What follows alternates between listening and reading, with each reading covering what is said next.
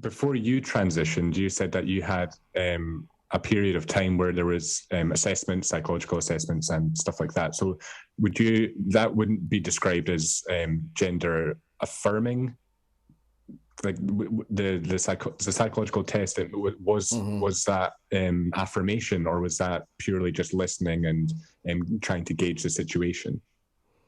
When I was assessed, so it was the very beginnings of what we call the affirmation model. So there still was an assessment process, but it wasn't so much for the purpose of trying to help you not be that thing. It was very much for the purpose: are you psychologically of sound enough mind to make these Right. choices for yourself? And so it's gone a lot more in that direction over the years, where assessment is slowly being whittled down more and more and more, Mm-hmm. seeing it as more of a human rights issue that people have a right to do with their bodies what they want, as opposed to any kind of diagnosis or um, you know, there's less and less of a role of a clinician in the process to be a decision maker in that process. But back to your question, just before we get too far from the question of Sure. gender affirming or affirming that you are the sex that you think you are. My understanding of it is it's a condition of some kind, that if it persists into adulthood, it may not ever be resolvable. But I think we have choice. I think we have choices about what to do about that. I mean, I think if you think of it as this is a condition, we can choose to medicalize or not medicalize. I mean, a lot of butch lesbians that I knew over the years had gender dysphoria or gender identity disorder, and had, it's not that it ever went away, but they had a strong identity as a butch lesbian, and for them that was enough, and they didn't want to medicalize. And so it's not like all of those women are trans, and I wouldn't want to impose that label onto them. I think when we have this experience, and I think there's probably different degrees of severity of it, I think there's a lot of factors why some people can cope with it better than others. Um, and I do reserve an adult's life to make that choice if they're suffering, but I see transition as a kind of legal fiction. I don't feel like I'm not deluded. I don't think that I am a biological male in every way, just as if I had been born male. I think I have a legitimate medical reason for having the condition, but I still understand that the condition is in my head, whether it's neurological or psychological. It's a condition of my own perception of myself, and having medicalized and granted the opportunity to do this, I see that as a legal fiction, as an accommodation for a condition. I don't take it literally, Mm. and I think that matters in some situations and not others. I mean, when I go out and buy a loaf of bread, I don't think it matters. I don't think everyone in the grocery store needs to know my entire history and needs all the details. I don't think they'd care, and I don't think that would be appropriate. Um, but it matters in certain ways. It matters in terms of my most intimate relationships. It matters in terms of my medical care.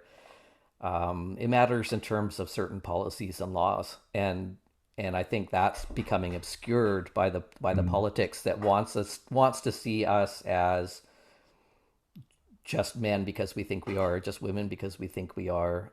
But I think it's more appropriate to think of it as it's a legal contract that we have with society, where we're granted the opportunity to do this if it provides us some relief from a condition. But I think we need clarity on what that legal fiction is. That we're Mm. granted this opportunity, but what are our responsibilities and what are the limits of that legal fiction? I don't think we've ever really clarified that, and I know that there are activists who want to take the extreme position on that and say, well, in terms of law, I just want to be considered, as a trans woman, I just want to be considered legally female, or as a trans man, I just want to be considered legally male. But I think we need a more nuanced definition of these things that still allows me and people like me this opportunity as a treatment. But I think it's nonsensical, and I think we're already seeing very clear problems with Mm. completely denying biological reality. And so that assessment process has that you were saying that that's changed since you transitioned. How has it changed? Is it from what I'm gathering, it seems to have shortened drastically to the point where someone might go to a doctor and then say that they think they're trans, and then the doctor just says, "Yeah, okay, that's fine," and then they move forward with the surgeries. Is that the case? Yeah, I mean, I can't paint the entire system with one broad brush because Of course.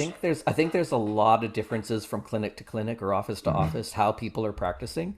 I think some people are still doing careful assessment and are fighting really hard to defend that practice. And I think there are still those that are doing very ethical exploratory therapy and are trying really hard to defend that practice against accusations of conversion therapy. Mm-hmm. Excuse me. Um, So I think there are still people doing good work, but I think there are now, well, I know for certain that there are now clinics that are really trying to eliminate all of that Mm-hmm. and are assessing in a single visit, not doing any kind of comprehensive psychosocial assessment, but are just assessing, do you seem stable enough to make this decision? If yes, you get the green Mm-hmm. lights. So really eliminating any meaningful assessment, like for example, a differential diagnosis. What if somebody, and I know people like this, what if somebody has autism and they mistake their Mm-hmm. social difficulties and they mistake some of their symptoms of autism for gender dysphoria. Now, I have a close friend who's in that boat. I also know a detransitioner in that boat where they had autism. They mistook autism for gender dysphoria, believed that transitioning would help with that, and it didn't, and then got the autism diagnosis after transitioning, and then once they had that diagnosis, realized, well, actually, now that I'm learning about autism, that maps onto my experiences better than a gender dysphoria diagnosis. So I think misdiagnosis can happen, and when we Mm-hmm. don't think of gender dysphoria as a condition anymore, because that's what the activists are pushing for, is this isn't a pathology at all. This isn't a diagnosis. I just am who I say I am. Well, if it's not a diagnosis of any kind, it makes it very difficult to do any kind of differential diagnosis for somebody. And when I was working with youth as a clinician, I had concerns about that because some of these youth were coming in with very complex histories, psychiatric histories, trauma Mm-hmm. histories, very complex presentations. They're saying, I want to be trans, I want to change my body. And it's not like I wasn't trying to say, no, you're not, and no, I'm not going to do this for you. But Mm-hmm. I really wanted to take my time to get to know these young people and help them understand these layers of things that they were experiencing, just to make sure that that they really, at the end of the day, felt like they were making the right choice for themselves. And my concern, and I was getting into trouble as a clinician for trying to take that time, because in my province the push is towards that more informed consent model where if they want it, they get it, and I think that's dangerous practice. Mm-hmm.